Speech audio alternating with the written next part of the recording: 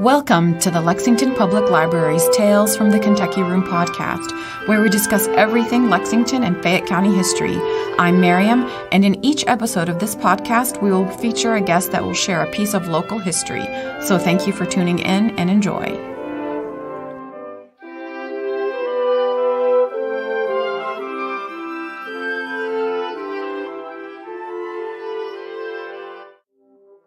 Good day, everyone. Thank you for joining us. Today we have Wayne Johnson with us again. He is a librarian at Central Library. Today he's going to be talking about the train track removal, which we will be commemorating the 50th anniversary here shortly. Welcome, Wayne. Thank you. All right. Let's get started by talking about the general history of the railroad in Lexington. When did it come to Lexington? Okay. Well, as you mentioned, the 50th anniversary is coming up on December 17th, 1968. Which was a red-letter day in Lexington's history. That was the day that the long-planned downtown track removal and relocation began. Mm-hmm. And as I mentioned, the 50th anniversary is coming up. And this was after 137 years of train passengers sitting downtown in a railroad station, hoping that the train is on time. That's a plug for that famous train song, One Talk Over the Line. But anyway, train travel for passengers was a thing of the past when the downtown, at least here in downtown Lexington, back in 1968. The track removal was a huge event in Lexington's history, and Lexington celebrated it with a grand program. There was a parade through downtown Lexington with bands, speeches were made by dignitaries, and the dignitaries made a loop run over the tracks for a final time before they had a luncheon at the old Phoenix Hotel. Mm-hmm. The last train run, a passenger train run in downtown Lexington, started with an all aboard as usual, which was hollered for the last time, and the last train was called the Track Relocation Day Special, and it left the old C&O Railroad depot off Rose Street. Lexington made a big to-do about this final train, and they created train tickets which read Lexington to nowhere, because the train leaving Lexington was going to be the last one. The last one, yeah. It was going nowhere. The train had about 200 guests, and they're all decked out in old-style striped engineer caps, compliments of the C&O, Chesapeake and Ohio Railroad. And after pulling out of the depot, the train traveled down Water Street, across Limestone, past the urban renewal downtown area, and under the Jefferson Street Viaduct, which, as we know, is currently being torn down. Yeah, that's interesting. It's coinciding now with the anniversary. Yeah, yes. Yeah. And it went behind the Eastern State Hospital grounds. And at that point, the last passenger train out of downtown Lexington became a new one. It christened a new connector bridge across the North Broadway, and it became the first to pass over the new rubber grade crossing at Winchester Road. And apparently, from my research, this rubber grade crossing at Winchester Road was actually the first one in the state of Kentucky. Oh, okay. And I remember actually as a kid passing over the grade crossing many a time in a car. But anyway, it passed the rubber grade crossing at Winchester Road, and it went just past Delaware Avenue, and then it went into the new C&O station on Delaware Avenue, which replaced the old C&O station on Rose Street. Mm-hmm. The train returned downtown, as I mentioned, and a festive lunch was held at the Phoenix Hotel to mark the occasion. This, like I said, was a very big deal. You had to actually be in Lexington at the time to really understand how big a deal it was. Mm-hmm. I was in school at the time. If I didn't have to go to school, I probably would have went. Probably would have went. You missed out, Wayne. Yeah, I know. I wish I had skipped school that day and came down here. But, the railroads really helped Lexington grow when they first came here in the 1830s. But it was now hindering our growth. And I'm assuming that's why people were happy for the removals, because of for sure, the opportunity that was going to bring to Lexington. It would create redevelopment opportunities, and we had the Urban Renewal Agency project going on. So Lexington was in the midst of redevelopment and energizing the downtown area. Yeah. Kind of like what's happening today with the new city center point area, and the town commons that's planned for pretty much where the tracks were back in the day.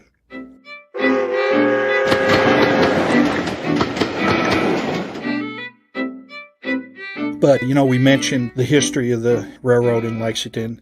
In the early 1800s, Lexington could be said to be in its golden age.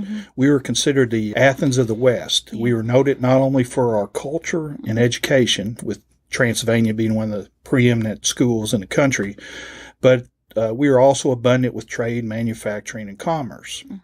Well, an invention happened around the 1820s that threatened Lexington's golden age, and that was the steamboat. River cities such as Louisville and Cincinnati began to flourish, and Lexington, far away from these river ports, began to see its economic interests go to these cities. The first railroad was at Lexington in Ohio, August 15th, 1832. There's a grand dedication of the first railroad, and there was a 6-mile trip made by a team of horses. Yes, the first train was not powered by steam or diesel. It was pulled by a team of horses. Wow, those poor horses. Yeah. And I think they worked for free. Yeah. This first steam-powered locomotive was actually invented in Lexington by Thomas Barlow and Joseph Bruin in Bruin's machine shop at the corner of Water and Spring Street. First locomotive was between 3 and 4 feet tall and had its trial run on March 2nd, 1833, and it was considered a success. But soon it was replaced by a larger locomotive from the east. At the time, city officials they have to be given credit for not standing pat and just complaining about the steamboat taking all the business away from Lexington. They realized they had to do something to counter the river trade advantage that cities like Louisville and Cincinnati had with the steamboat. So the railroad was the answer. And it really kept Lexington from degenerating into a crossroads town where folks would continue on while traveling instead of settling. An interesting thing about the first railroad tracks in Lexington was a section of the old iron rails and stone seals or ties of the first railroad can be seen today on the UK campus. It is implanted in front of the engineering building on some type of dais. As hill. an artwork. Or yes. Yeah. And I've never actually seen it, or if I have, I didn't really notice it. But next time I'm over there, I'm going to go to the engineering building and look at notice. At it. Yeah. Now, with the advent of the railroad, you have to have something called a railroad station. Yeah. Well, the first railroad station was located on the west side of Mill and Water Street, and this is around 1832. And the second one was located on the east side of Mill Street, near Water Street, basically across the street. In the early 1870s, the Elizabethtown, Lexington, and Big Sandy Railroad came to town, and a third station came about at the back of the Old Phoenix Hotel near Limestone Street. On December 16th, 1871, an agreement was signed between the city of Lexington and the E-Town, Lexington, and Big Sandy Railroad, granting the railroad the right to construct a railroad through the heart of downtown Lexington and westward to eventually where the L&N tracks, the Louisville and Nashville, would be. Now, the most important part of this contract, signed by our city fathers, was that if the railroads ever had to be picked up and relocated, the city would have to pay 2/3 of the cost. So it wouldn't just be picking up the tracks. It would also include paying for and buying up property rights along the line, which the railroad owned, rail connections, crossings, etc. So it would have been a very costly project. Yeah. And for the next 75 years or so, this provision in the contract where the city of Lexington, would have to pick up 2/3 of the cost, it gave city officials second thoughts about relocating the tracks. Okay. It would be really costly to do that. So that was probably what prohibited the removal for such a long time, even though the city really needed to remove it at the turn of at least the 20th century. Yeah, that was the major reason why it took so long. Just the cost, working out the finances with the railroad companies really took it a while to happen. Now, in the 1880s, the L&N and C&O would eventually begin operating trains in Lexington. And the railroad service in Lexington, the passenger service, was fast outgrowing its train stations. Well, at this point, you can say, enter Union Station. We've talked about the first 3 railroad stations, but the fourth one, Union Station, was the grandest of them all. Union Station was located near the corner of Main and the Viaduct, Harrison Street Viaduct, which opened up on August 4th, 1907. The station opened up on August 4th, 1907, and it was used by the C&O and L&E railroads. At this point, the previous downtown railroad stations passed out of the picture. When it opened, Union Station was hailed by downtown merchants of the city and its citizens as one of the greatest improvements in Lexington's history. It would deliver customers from far and wide to Lexington businesses right in the heart of the retail district. In its heyday, Union Station served as many as 30 trains per day, and combined with the Southern Depot, which opened about the same time, and it was located out there on South Broadway, combined with Southern Depot, Lexington served about 44 passenger trains a day. We actually had an old-timer. I call him an old-timer because I'm an old-timer too. He was in the Kentucky room yesterday, and he was visiting from Mississippi but grew up in Lexington, Kentucky. And he was actually celebrating his 88th birthday the very next day. Wow. And we got to talking about Lexington history, and I just mentioned to him, I said, well, do you remember the old downtown track relocation and removal? And he did, and he actually told me a story about how he was here in Lexington, probably as a 17 or 18-year-old, when Harry Truman came by on his whistle stop campaign during the 1948 presidential campaign. And the train stopped up here near where the old Lexington Herald-Leader building is, the corner of Main and Midland. And he told me the story about him being out there, and I just sat back and listened to him. I thought that's a great great story. Neat story. You know, people really, back in the day, they really depended on passenger trains to get them around. Of course, you didn't have the automobiles like you do now, or as many, and the plane travel was not as advanced. So people really depended on trains to get around. You know, Harry Truman used it for his 1948 whistle stop campaign. We had other visitors, presidential visits. William McKinley, as president, came to town on railroad. Theodore Roosevelt came to town.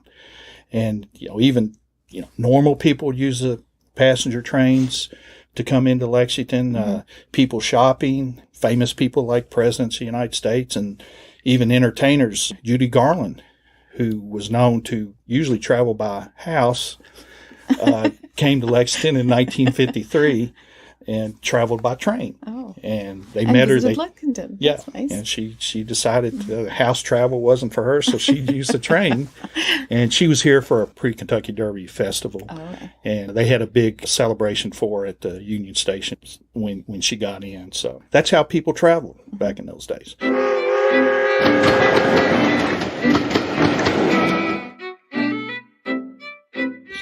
Well, after World War II, Lexington, like most cities, began growing outward away from downtown and into the suburbs.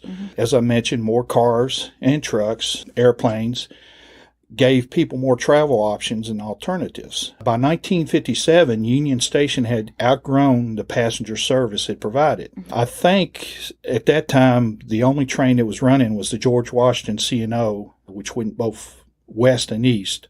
And that was the only train that the Union Station was servicing. So the Union Station was just deemed too large and expensive for that type of limited traffic. So in the summer of 1956, the C&O announced that they were leaving the Union Station. And on May 9th, 1957, the last train departed Union Station, and the next day, May 10th of 57, they moved into the smaller Rose Street Railroad Station. Now, I grew up here in Lexington, and I don't remember, I'm too young to remember Union Station. It was, like I said, they stopped service in 57, and it was torn down in 1960. But I do remember the Rose Road Station. Yeah. Pretty nice station. But anyway, the Rose Street Railroad Station replaced Union Station in 1957, and it was the fifth and final downtown railroad station. The Grand Union Station, which we've talked about, was relegated to the memories of the passengers who used it. In 1957, a local newspaper described the Union Station as being like an elderly woman all alone after a youthful experience as a beauty and Belle the Ball. And as I mentioned, it was torn down in March of 1960. Okay, as we mentioned, after World War II, with the growth of the suburbs, construction and highway expansion, and increased reliance on automobiles, trucks, and airplane travel, the railroad began to see a big decline in revenue. In 1947, the Lexington Planning Commission, in a comprehensive plan, recommended track removal from downtown. In 1949, Mayor Mooney, who used to be, after he retired as mayor, was a board chairman of the Lexington Public Library he was Board. he was part of our. Okay. Yeah. When he was mayor, he looked into the track relocation, but not much progress was made. At the time, there was a quoted cost of $20 million to remove the tracks. To remove the tracks and the property, take care of the property rights and the. And as you said before, they would be responsible for 2/3 of it. Yes, and that was what the price was being quoted in some of the research I found. And of course, Lexington couldn't afford that. But that's what really prevented Lexington from removing the tracks even earlier than they did.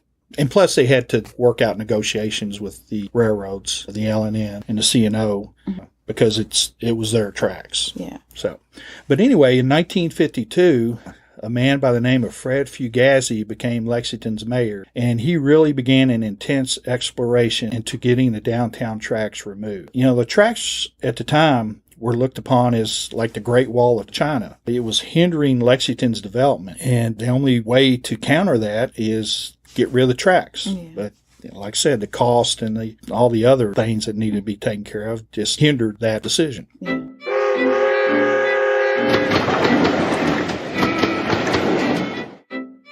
Well, anyway, like I mentioned, in 1956, when the C&O announced that they were leaving Union Station, all of a sudden, our good governor, Happy Chandler, jumped into the fray. And he announced they had a special luncheon for him here at the Phoenix Hotel. And I guess he was in one of his happy moods.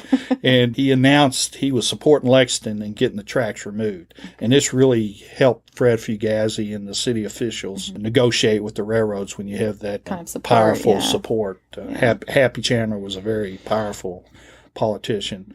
But again, it still took negotiations with the railroads, and the costs were still prohibitive. And we're also talking about property rights, which was very expensive. Yeah, so that's all that they had to purchase all that. Mm-hmm. So it was not until 1964, when Fugazi became mayor for a second time, that things really got going. On July 31st of 1964, Fugazi and city officials met with the C&O officials in Cleveland, Ohio, and presented the case for track removal and relocation. Well, this time the railroad agreed to doing a complete investigation of Lexington's proposal, and they eventually came to see the benefits on their end about relocating the tracks. Of course, for the city of Lexington, the benefits of track removal and relocation was very apparent. 80-some-odd acres of downtown Lexington would be freed up to be redeveloped, and the city economy would re-energize with the urban renewal project. And not only that, the traffic downtown would be freed up, because you have to remember the railroad crossings that went behind Phoenix Hotel on Water Street went through Rose Street, Limestone Street, Upper, and Broadway. So can you imagine leaving downtown Lexington in afternoon train rush and waiting or afternoon traffic rush, and then having to stop at the corner of Upper and Vine Street waiting for the train to go by. Yeah, that would be typical. I know you and I go home the same. Well, we're waiting now way. Anyways. Yeah. So we don't, but it would have been a lot worse. Yeah, we don't have if you can imagine that. Yeah, we don't have to worry about that now. But anyway, as mentioned earlier, Fugazi saw the possibility of combining the track removal and relocation as part of the urban renewal program. And the federal government ended up giving us actually $4.5 million. And a funny story, I don't think it was funny at the time, but when we had this agreement, when the city officials had this agreement with the railroad all worked out, and they found out that the federal government wasn't going to give us the money for whatever reason. Yeah. From the story I read, Fred Fugazi got on the phone and called Hubert Humphrey, who was vice president at the time. Yes. I guess they must have been buddies or something, because 2 weeks later we got the money. Okay. So, and thank you, Fugazi. Yes. Yeah, he made it happen. Now, from my research, it looked like the actual track removal and relocation cost approximately $1.5 million. So not quite the... No, not quite the $20 million that it was quoted back in the 40s, I guess. Yeah. But anyway, they met, as mentioned, with the railroad executives in 1964. And then, on July 12, 1966, after a couple years of research, the C&O and the L&N, Louisville and Nashville Railroad, signed an agreement with the City of Lexington and the Urban Renewal Agency agreeing to the track relocation and removal. This cleared the way for urban renewal in downtown Lexington. Mm-hmm. One of the goals, I think, back in the 40s and 50s, there was a plan to have like a boulevard that went all the way from, say, Midland all the way to Versailles Road, a Grand Boulevard. Well, we didn't quite get that, but Vine Street was, I believe, just 2 lanes at the time. So the urban renewal project enabled Vine Street to expand to the numerous lanes we had. And at this point, Vine Street was, as I remember, was 2-way, and I know Main Street was 2-way. And in 1971, it was decided that in June of 71, Main Street went 1-way west, and Vine Street went 1-way east. Anyway, this urban renewal made all this possible, and you can give Fred Fugazi a lot of credit being in the forefront and getting it done. Yeah. And Fugazi had a lot of accomplishments as mayor. He's the one that got the city payroll tax going, which financed such projects as the Woodland Park swimming pool, which I took advantage of quite a bit as a kid. And it helped to develop our city park system. When Fugazi died in April of 1990, a former city commissioner, John Kerr, said of him, he deserves a lot of credit for leadership in negotiating to get those railroad tracks removed. He took that on when others thought it was impossible. And I think that's the mark of a can-do leader, a good leader, a great leader, is when everybody else is saying, oh, this can't be done. And he says, yes, it can. Yes, it can.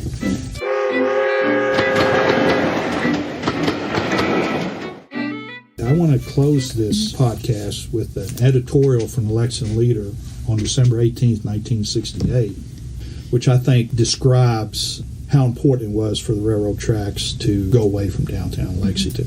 Let me just read it, and we'll end with that.